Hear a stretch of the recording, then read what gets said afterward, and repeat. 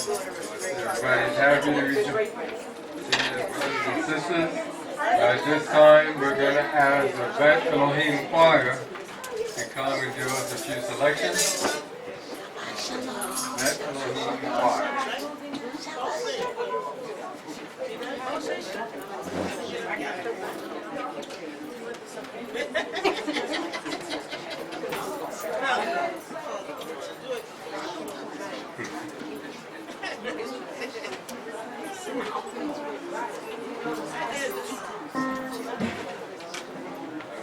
Drummers, that's the choirs.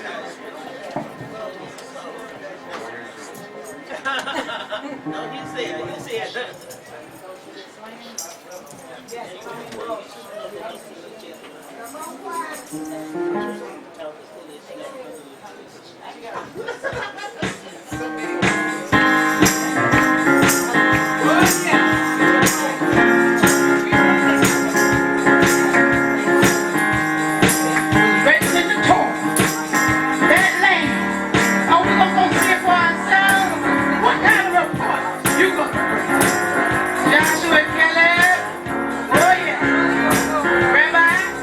Rabbi Baruch is over there.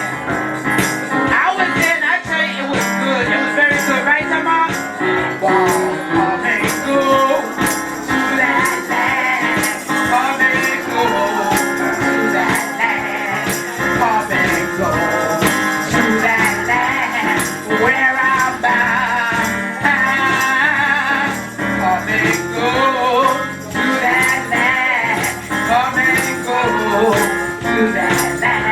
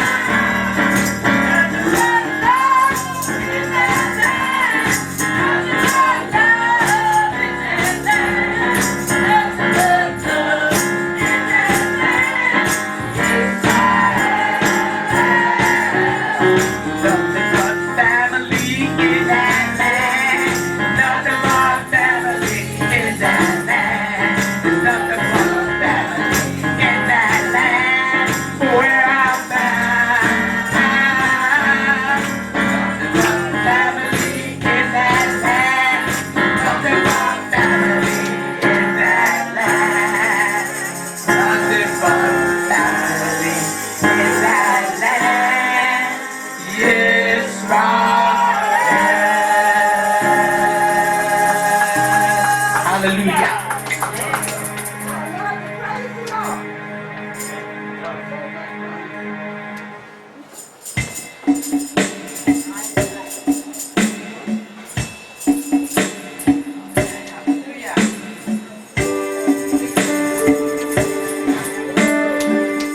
How y'all doing, Israel? Are y'all awake? All right here. Now we're gonna sing this song that you always know, dedicated to the Most High for everything that He's done for us and the way He's kept us, and especially meaningful for me this week because He saved my life. He saved my life, kept me from going someplace else. He watched over me and took care of me. So I'm gonna let everybody know who He is to me and what He made.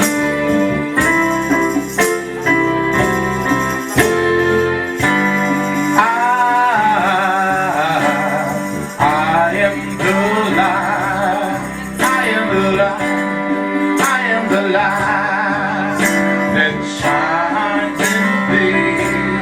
Hashem say.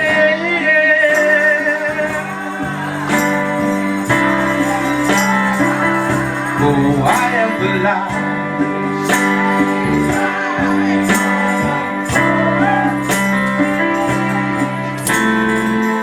Now trouble time may come your way. You might not want to face another day.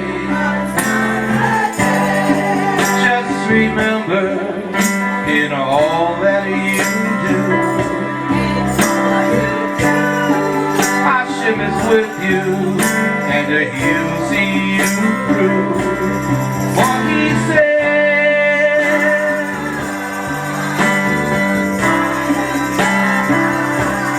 I am the light.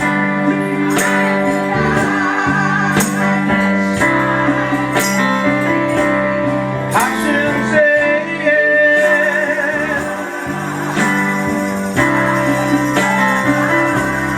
I am the light.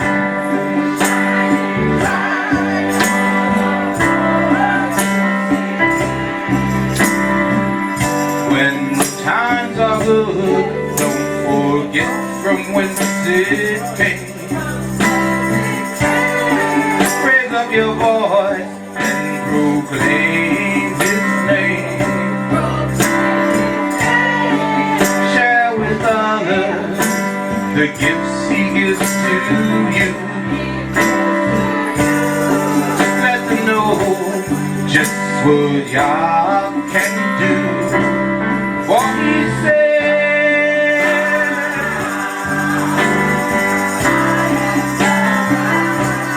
I am the light.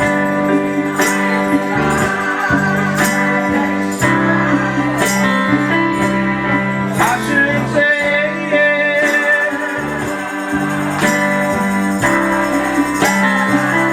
oh, I am the light.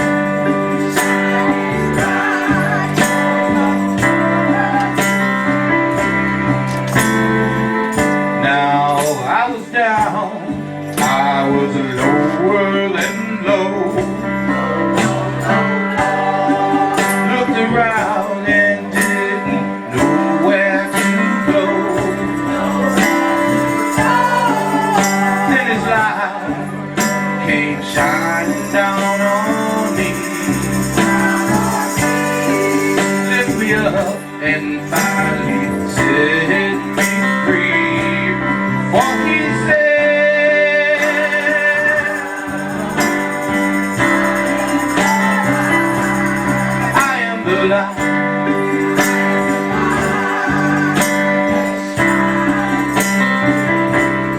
Hashem said,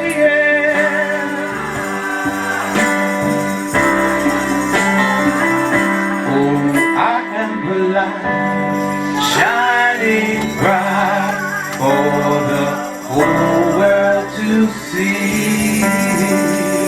Hallelujah.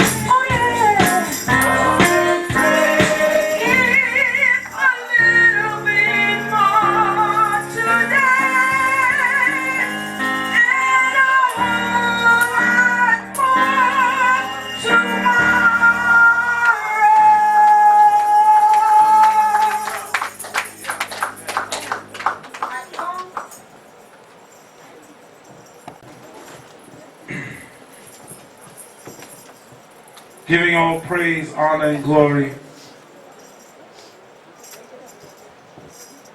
to the King of the universe. Blessed be his name. We thank him for allowing us the opportunity to be here on another holy Shabbat day to acknowledge his greatness and his goodness. Because he is, was, and always will be the absolute magnificence of the universe.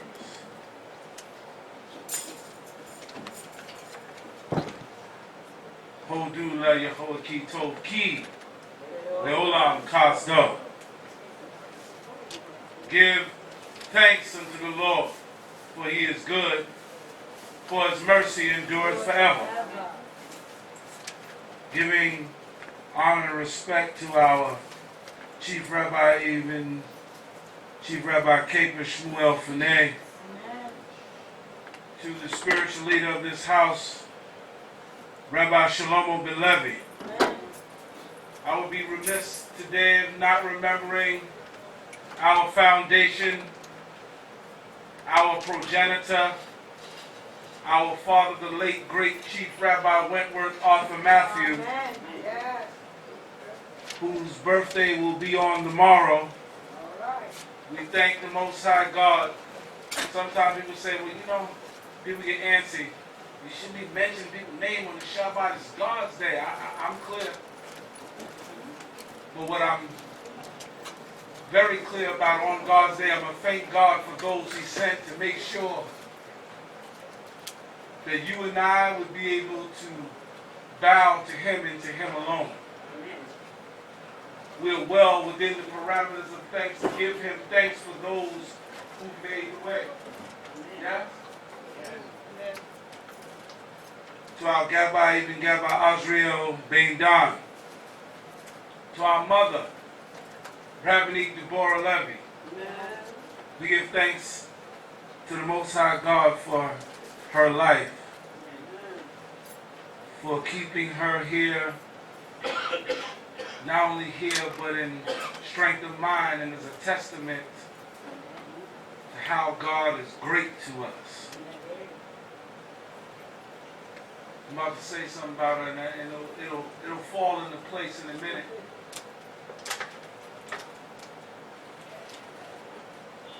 I want you to see that Ema walks with a king.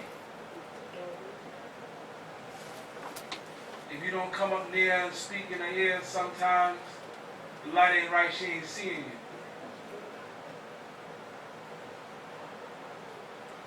And any of you who know her can testify that none of it has made her sway away from her God. Amen. Just keep that in your mind. Amen. Because sometimes we can talk about abstract things, but the tangible things, the things that we can see, the things that we witness in our life, she's not alone.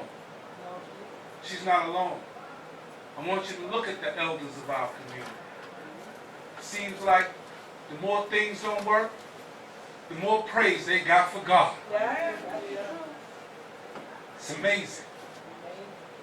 The knees stop working, the back stop working, the this stop working, the that stop working, and they busy raising up their hand. Talk about blessed be God. Yes. And we cry. Because that ain't right. And that ain't right. We mope. Because something else ain't going right in our life. We're not paying attention to what God puts in front of us to strengthen and fortify us so that we can move on. Our portion today is in the 13th chapter of the book of Bamidbar. That's the book of Numbers. This portion is called Shalach Lekah. So, I don't intend to take a lot of time, so I'm going to be doing a few synopses as we go along. So now, if We're at the point now. And I want you to realize we were at the precipice of the land. You hear me? The King of the universe had brought us up out of the land of Egypt with a high hand. With an outstretched arm. Yes. Like nobody else could. Nobody. Took us to that mountain. We stood at the foot of the mountain.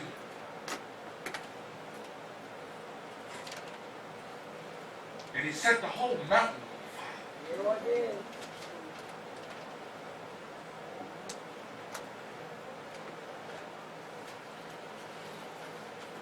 Lightning and thunder, earthquakes, announcing his coming.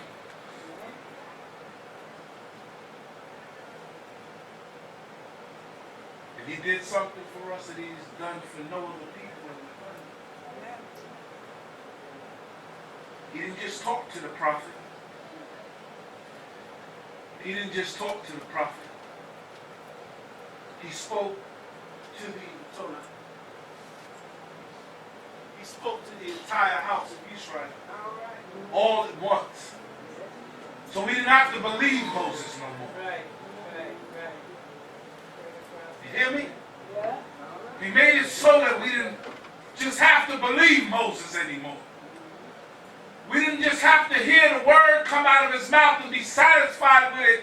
He stood there and he said, Anoki Adonai Eloheka, Asher Hosetika, Me'eretz Mitzrayim, Me'bein Avadi. He gave the credential. Yes. He said, I'm the one. I'm the one. And I want you to be confused. It wasn't Moses. No. It wasn't Aaron. No. It wasn't by the word of Pharaoh. Yeah, all right. I did it. I did. I brought you up out of here. I want you all to know. And the people, they were startled. They told Moses, you got it. Whatever. We don't want to hear that no more.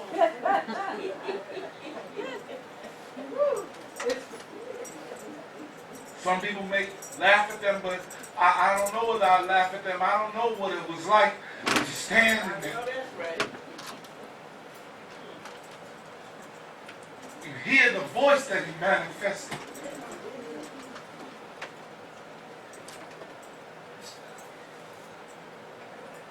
And they said, don't let him talk to us no more. We're going to do it. Just tell us. And I want you to know that they meant that. Some people like to say, oh, they were lying. They weren't lying. They meant that.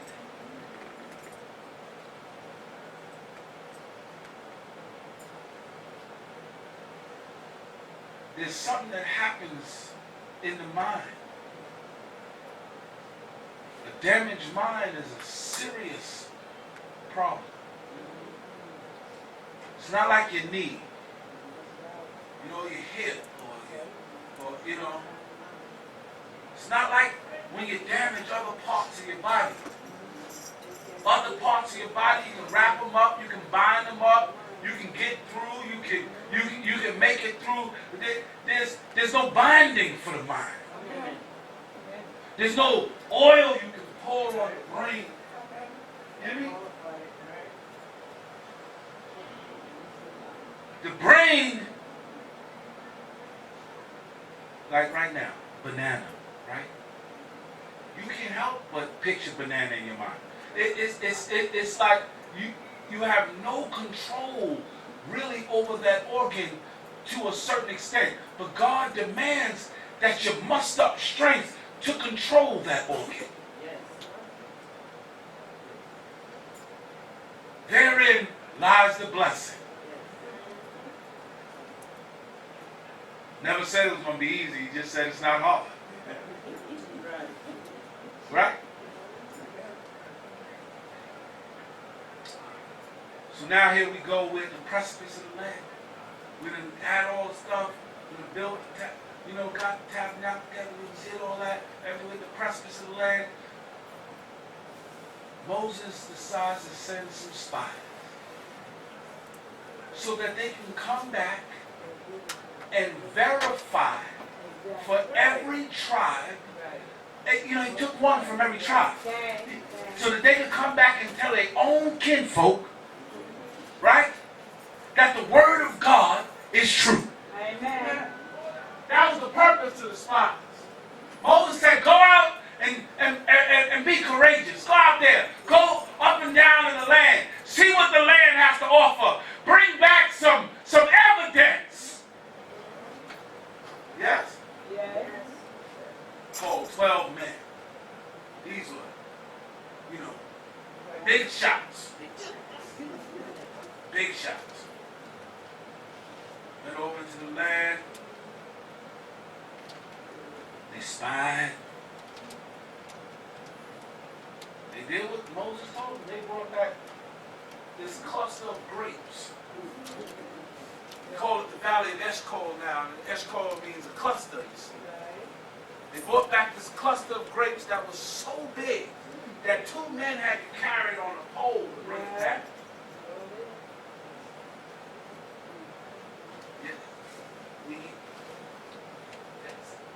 This is about what you get in the store that little. They don't even taste like grapes no more. You bust them in your mouth and it's like, But this was, some people say, I've read where they said the grapes was as big as plums. Each delicious. Delicious. They brought back the grapes. But listen to the report. That's what we're going to start with.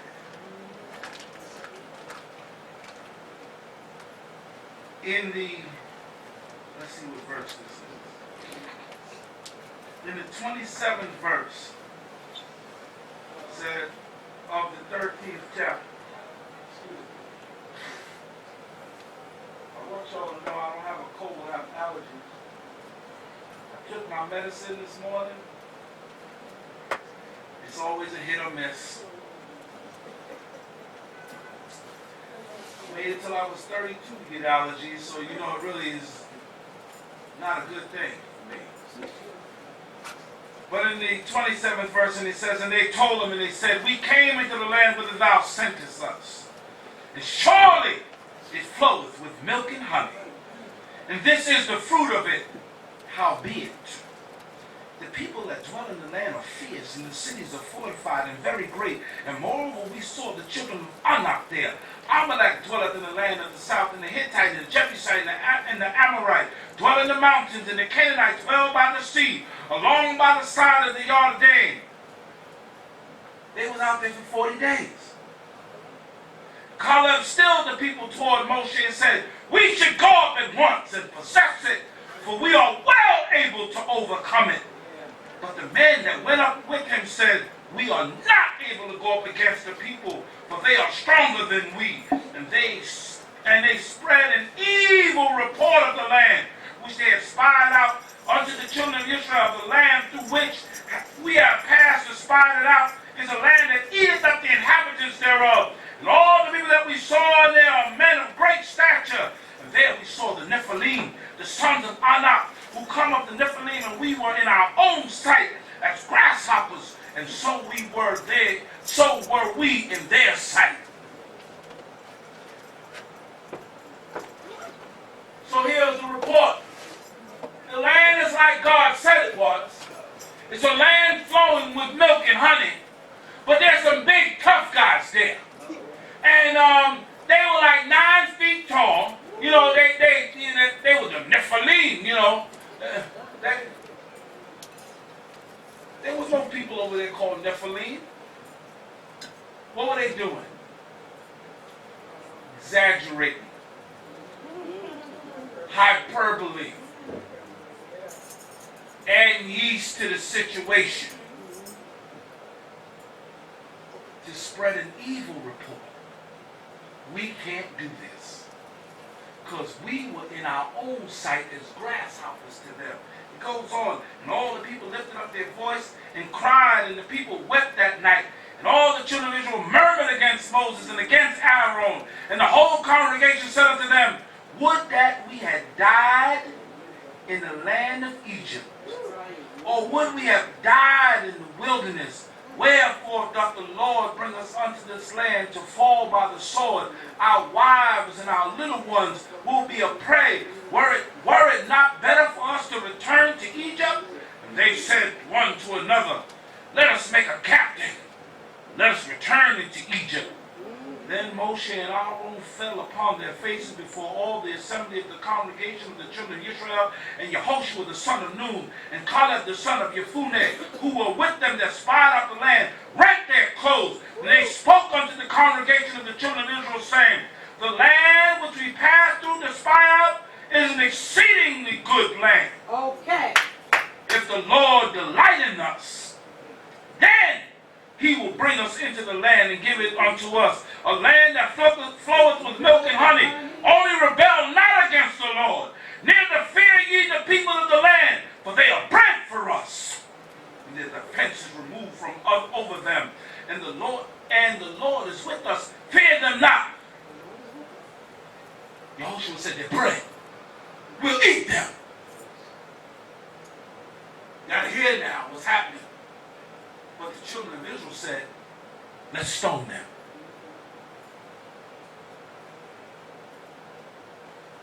So here's my conversation with you.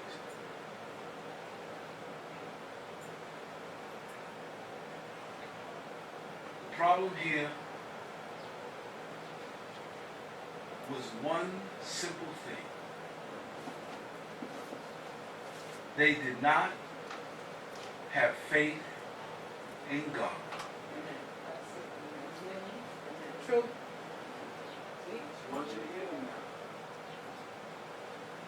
Because in some walks of life we have downplayed this issue of faith. We have downplayed the issue of believing in God. So I tell you often in the times that the Torah and the Tanakh have certain themes that run through it. And if you pay attention, these themes will all bind the things together and make you to understand what it is that God really appreciates. Right? No place better to begin than the beginning. Amen. When he called your father Abraham, right? When he called your father Abraham, he already knew who he was. And he called him and said, get up, get out, go into the land where I'll show you. He went out into the wilderness. He didn't know where he was going. He didn't know how he was going to survive. The only thing he knew was that God had come to him and said, get up and get out.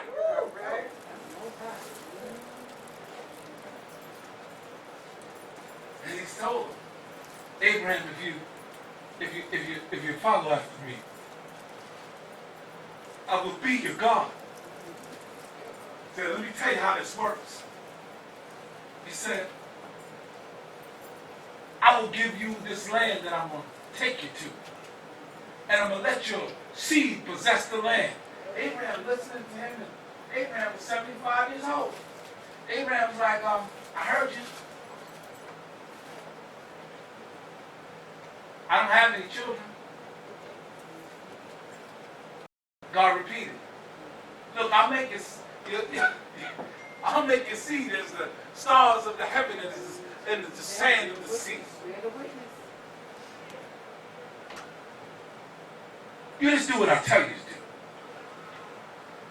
Somewhere around the 15th chapter of the book of Genesis, the word comes and it says, and Abraham believed, and Abram believed in God.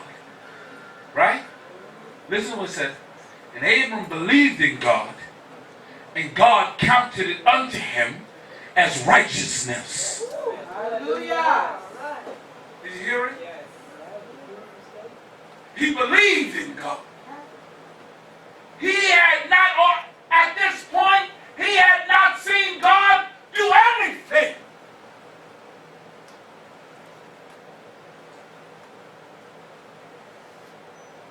But he appeared to him. I told you about this. When God appears to you, you gotta ask nobody who just appeared to you. Right? Right? Yeah, no question. If you look back at our history, God has appeared to people outside of the family of Israel. He appeared to Pharaoh. He appeared to Abimelech. He appeared to Laban. And each of them, when he appeared to them, they knew exactly who had appeared to them. There was no question. They all had their own little gods, their own little idols and their baubles and all of the stuff that they worshiped. But they knew none of that came to them. When the King of the universe, the master of all things, comes and says, hey you know who's there. Amen. So it was no issue when God came to these people and he told them. They knew who had come and they told him. I mean, he told one of them, look, this man is a prophet, and if he doesn't pray for you, I'm going to kill you. Hear me? That's what he told him. Go, listen. If Abraham doesn't pray for you, I'm going to kill you. Just to show you what I'm talking about. I want you to know that when he leaves here, don't go send no people after him. Because I'm telling you now, I'm watching over him like a hawk watches over her brood. Don't play with me. Don't touch mine. Don't touch mine. I don't play patty cake. That's not what I do. I tear up stuff. I bring wind and fire, storm and hail. Don't play with me. He shut up their wombs in Egypt, yes? People think that was some benign little issue. Ask any woman who's 9 months and it won't open. And you got this life inside of you trying to fight to get out, and God closed your womb.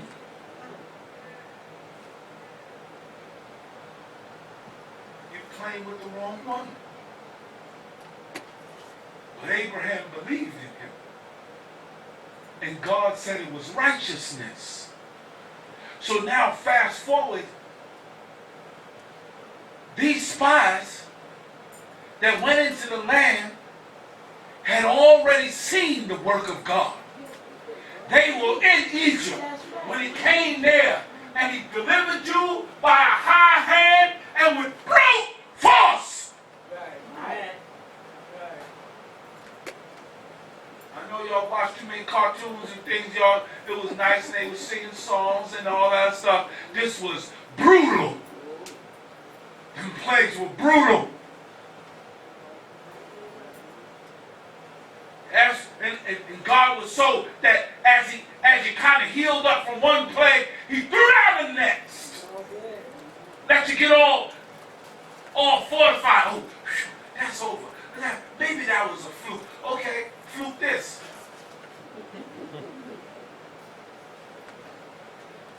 You were there when the cry came and all the firstborn died.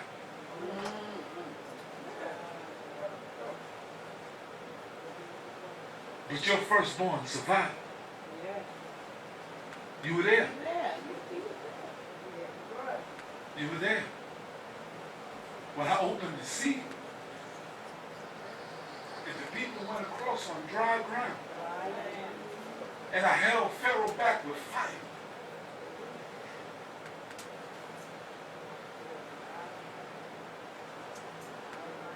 You were there. When I let the fire abate, and I let them pursue you into the depths of the sea.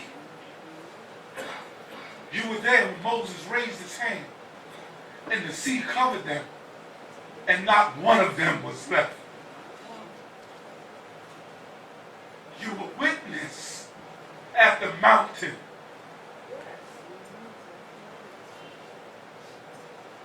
When I spoke to you, and you saw no form,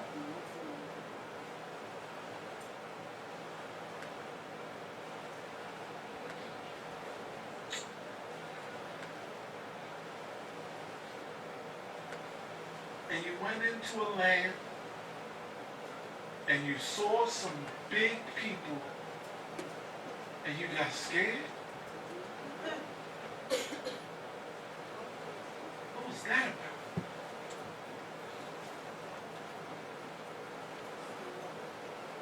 You were too damaged, huh? You allowed your visceral fear to overcome the baseline of knowledge that you already had, that I am invincible.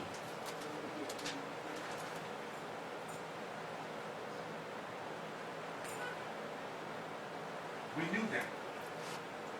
That was a part of our knowledge base. Again, to remind you, a part of the knowledge base that Abraham didn't have. But these folk did. But there were two that remembered. Caleb remembered. Yehoshua remembered. He said there, bread for us. Let's go eat.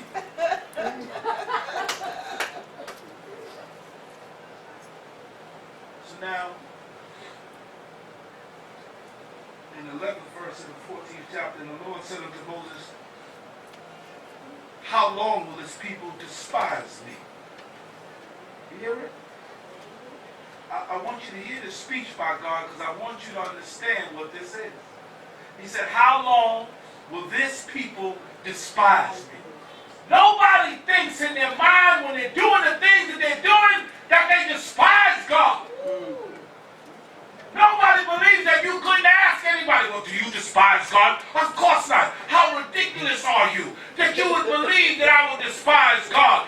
But the way God looks at it,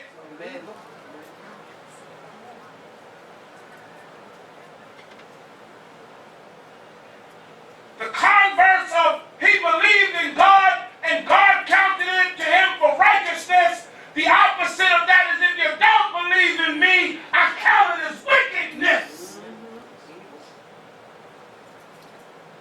Did you hear it? There's a converse to that side. If you don't believe in me, it's not benign to not believe in God.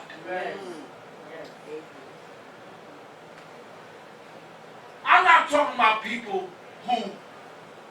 whose minds don't allow them to. I'm not even talking about atheists, agnostics. I ain't talking about none of the people. I'm talking about you. Don't try to. I ain't talking about no. I'm talking about me and you. The ones who God has already tapped and allowed them to know that He is God.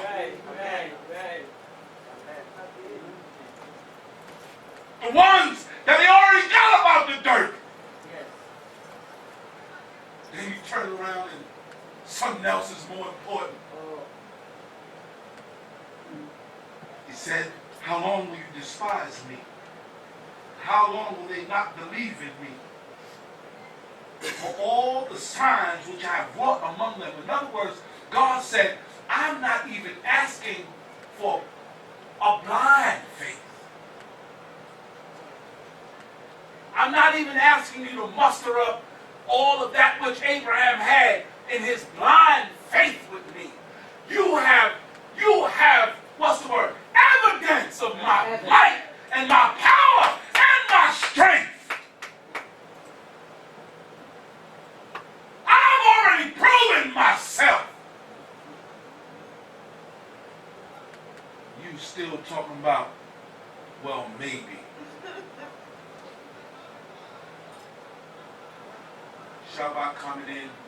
I got some of this to take care of. I got some of that to take care of. God can wait.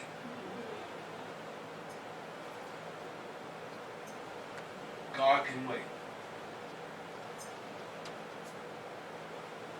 He said, how long will they despise me? He goes on to say, I will smite them with pestilence and destroy them, and will make thee a nation greater and mightier than thou.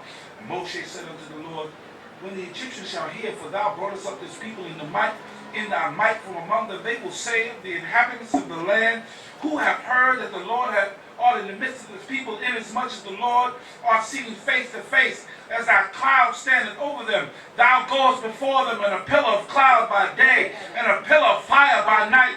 Now, if thou shalt kill this people as one man, then the nations which have heard of thy fame shall speak and say, because the Lord was not able to bring this people unto the land which he swore unto them. Therefore he hath slain them in the wilderness. And now I pray thee, let the power of the Lord be great, according as thou hast spoken. The Lord is slow to anger, plenteous in loving kindness, forgiving iniquity and transgression, and that will by no means clear the guilty, visiting the iniquities of the fathers upon the children, upon the third and fourth generation. Pardon, I pray thee, the iniquity of this people, according unto the greatness of thy loving kindness, and according as thou hast forgiven this people from Egypt, even unto now. And the Lord said, I have pardoned according to thy word. Right. Well, let me just tell you something about that speech.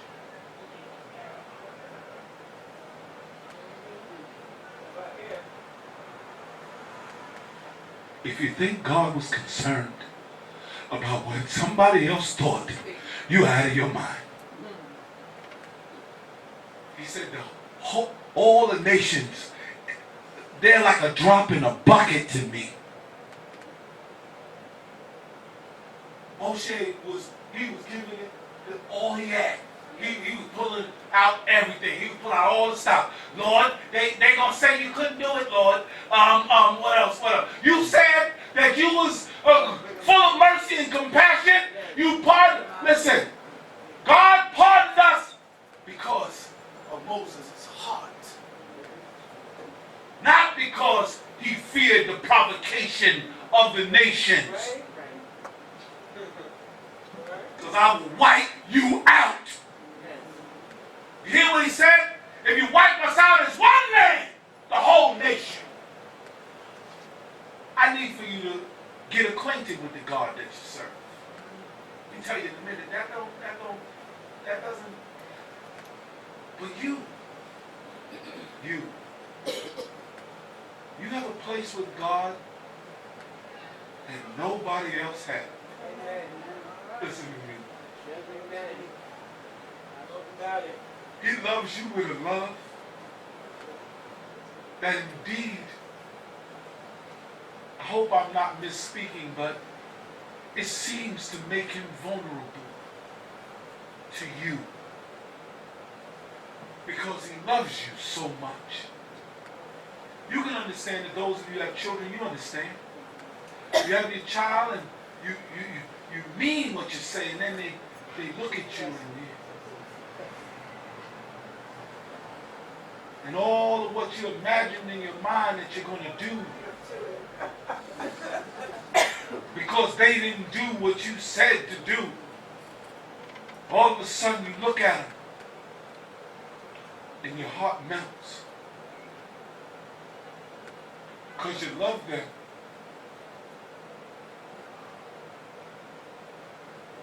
With a love that's lopsided.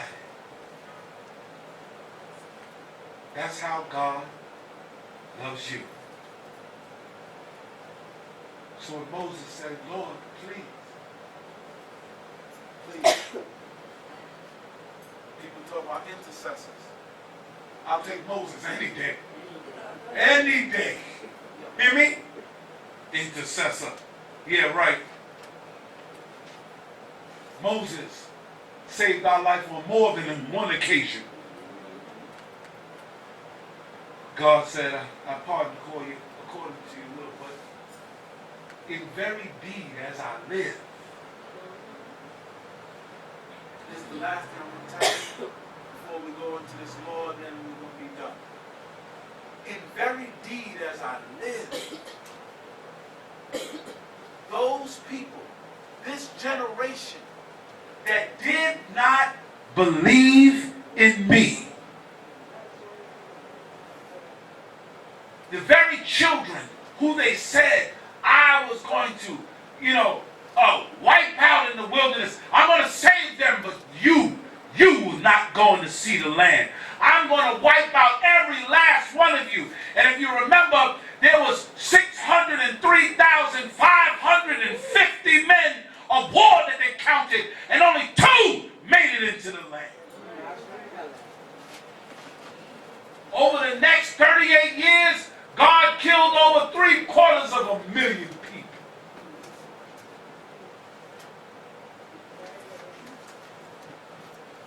Everybody who was 20 years old and upward at that moment did not make it into the land. When we got into the land, besides Joshua and Caleb, the oldest man there, 38 plus 19, whatever that number is.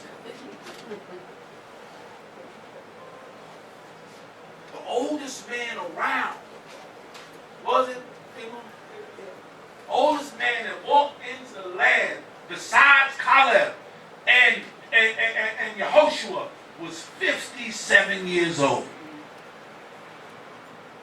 Because God said, don't play with me. So my word to you today is, trust God. Have faith in God. Don't ever let it waver. Because you are not of the generation that have to give blind faith to God. Why? Because you've seen him work in your life. Don't.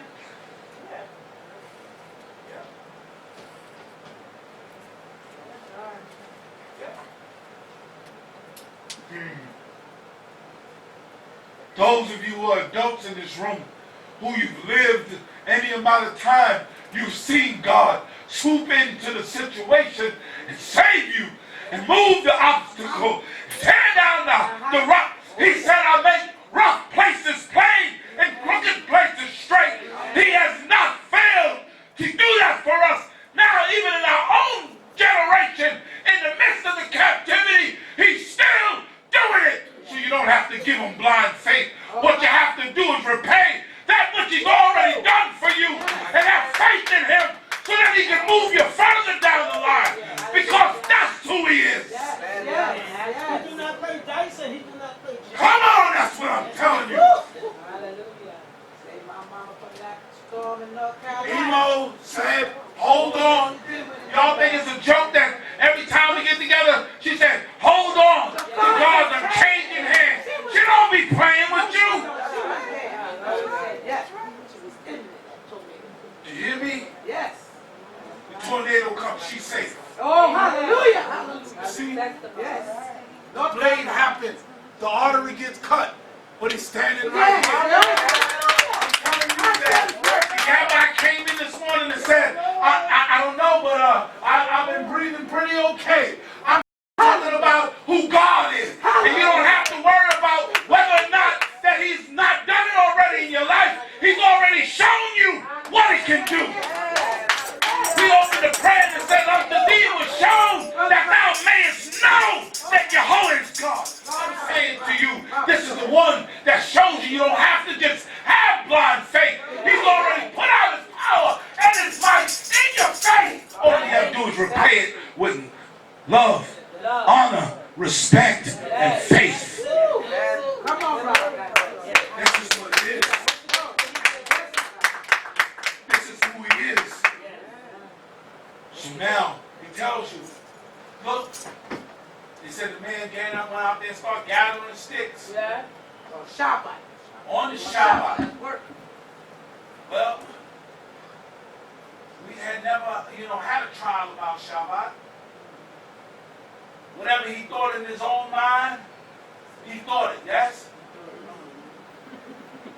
They said, Moses, he's out there gathering sticks on the Shabbat. They said, put him in water, let's see what God will say. They already knew the rule. Remember the Shabbat day to keep it holy, 6 days, shalt thou work and do all thy labor, but on the 7th day the Shabbat, unto the Lord, and thou shalt do no manner of stuff. Right? Not just work. Don't do no stuff that ain't holy.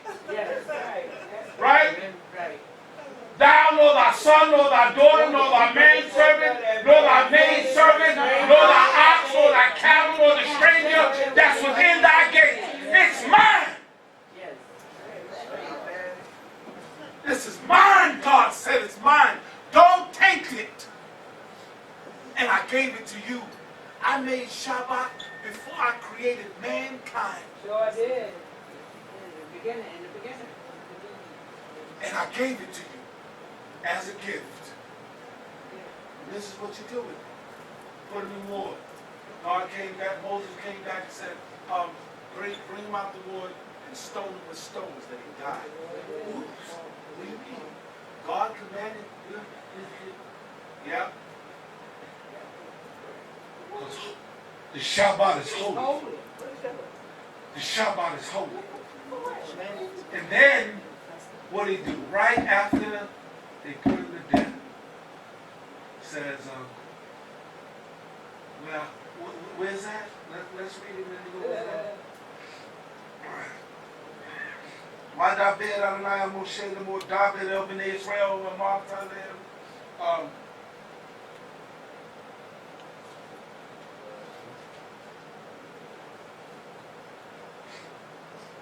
That they make fringes upon the corners of their garments.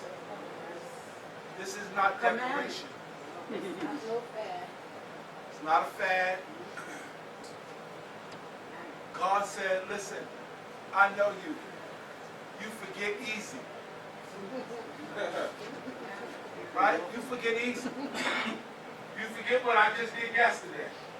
So here's what I want you to do. Read it. Right? He said, speak unto the children of Israel and bid them that they make throughout their generations fringes in the corners of their garments, and that they put in the fringe each corner a cord of blue, and it shall be unto you for a fringe, that ye may look upon it, and remember all the commandments of the Lord and do them, that ye go not about after your own heart and your own eyes, after which ye used to go astray, that ye may remember and do all my commandments, and be holy unto your God. I am the Lord your God, who brought you out of the land of Egypt to be your God. I am the Lord your God. He said, listen, I don't want to leave this up to chance, because you forget too much. Y'all know that old big tie string on your finger so you remember something? Where do you think they got that? Right here. Right? So God said tie some strings on the corners of your garment. Right? So there's an argument about whether or not the strings are for you or for somebody else. So some people say, yeah, whether or not your strings can be tucked in and nobody else see them, what's the purpose of it? It says that you may look upon them and remember, right? So if they all tucked in your pants, they don't serve the purpose. Most people don't remember what color underwear they got on by the end of the day. You know you put it on in the morning, but you don't exactly remember what color it is, right? What I'm telling you is that if you're not seeing it, you don't know what's going on with it, right? So the Most High tell you to wear the fringes. Did I go too far? I want to know, but sometime later on, we'll be wrong with but here's what I'm telling you. So like you got to put a fringe on, and in it has to be a cord of blue that you can look on it and remember to do all the commandments. Now, here's how it works. When you wear your fringe, I see your fringe. Yes. When you see my fringe. Yes. Then God said, write it on your doorpost. Yes. Write it on the gate. Yes. Write it on the entry in the city. Don't tell me that you forgot the law. Because it's written on your gate. It's written on the store. So when you go in the store, it says, thou shalt not steal. So now, don't come out the store talking about, I forgot. You didn't forget, it was written on the door. I mean, thou shalt not, who you was committing adultery with fringes? I'm trying to tell you that this is the way it's supposed to work, so that you remember to do the commandments of the Most High God. So I want to tell you, for those of you who get up in the morning and you don't think your fringes are like we think that's Shabbat ornaments. They're not Shabbat ornaments. They're not Shabbat ornaments. Fringes are something that you're supposed to wear every day. And it's supposed to remind you. It's supposed to keep you in the right place. I walked into a store one time, to finish with this, I walked into a store and Rabbi Yisrael used to call them our co-religionists. Walked into a store one time. I went there, give me a slice of pizza. Get a pizza pie, right? Went in, get a pizza pie. And I guess he was the owner of the store. He sees me walk in. He looked down, he saw my tzitzit. And he says, "What are those?" So I leaned over and said, "What are those?"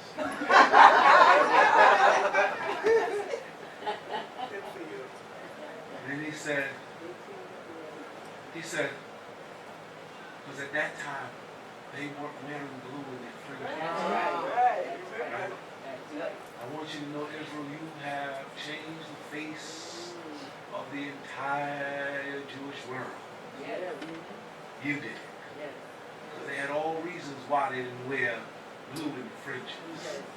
And then he said, he began to proceed to tell me my tzitzit were not kosher because they had this blue string in it. And so, you know, I'm an Israelite, so this is me in the store. Then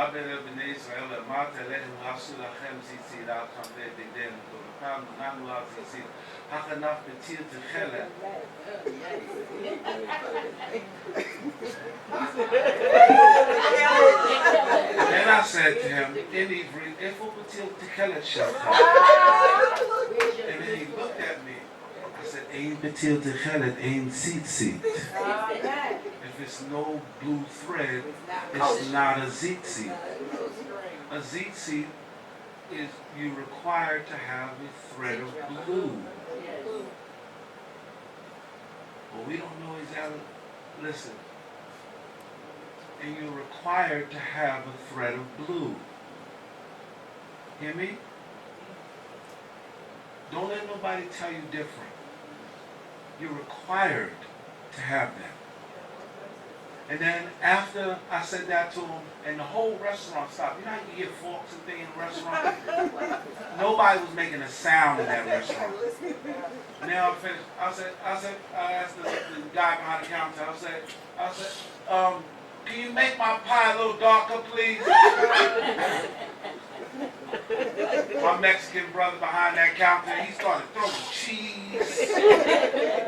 It was cooked to perfect. What I'm saying is, you stand up for God, He stands up for you. You have faith in Him every day. When you think the whole world is against you.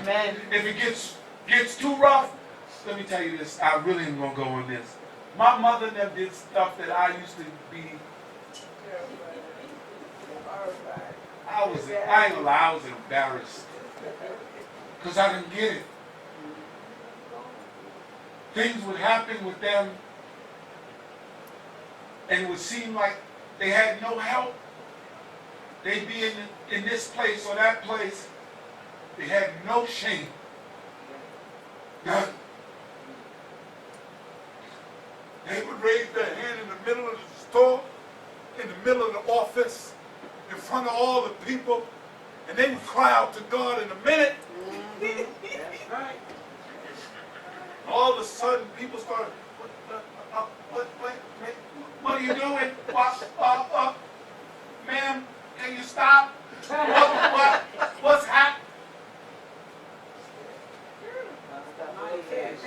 You hear me? Because they had faith in their God to see them through. And I'm glad that my mother's alive, that I can tell her to her face, that I now understand what you're talking about. And I pray to get to a place where my faith is so great that there will be no obstacle, no challenge, nothing that will stop us. You hear me? Have faith in God. It's not hollow. All praises be to the King of the universe. Blessed be His name. I told my son I was going to do 15 minutes. I'm sorry. But sometimes what happens is that what we need to know is what we need to know. So we're not going to belabor, we're going to dismiss, we're going to let you go and refresh yourselves. You've been here for a while. I thank the Most High God. I thank my brother Rabbi Shalom Belevi for allowing me the space to come in and be here in this holy place. We're grateful. Remember, be grateful. I heard the Rabbi Baruch say it. Be grateful. You hear me? Be grateful for all that he does for you. Be grateful. Don't let him do.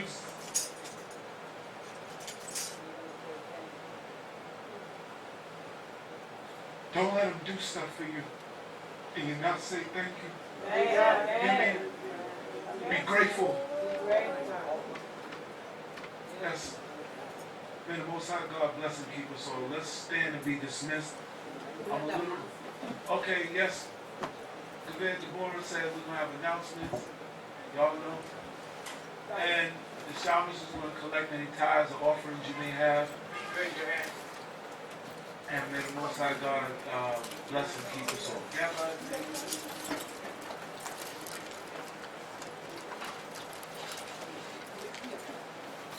Yeah, they're going to graduate. I was watching service from downstairs, by the way. Listen, y'all got all this technology. I don't know. Graduate.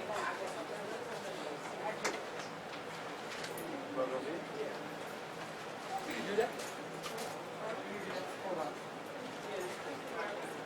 Shabbat shalom. Shabbat shalom. All praises to the Most High. Say something. Oh, yeah, we have Brother Robert. He Oh, okay, you can say something. Acknowledge him. Yeah, testimony. Yes, speak. Speak, Brother Robert. Yes, we miss you. On 1/18/2013, I had a stroke. Oh, we miss you. So that's the reason I started. All right, testify, God. Do your strength.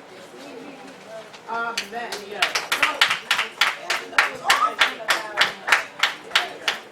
Hallelujah. Shabbat shalom again. I just have a few announcements. That's a few. I nodded at least 3 times.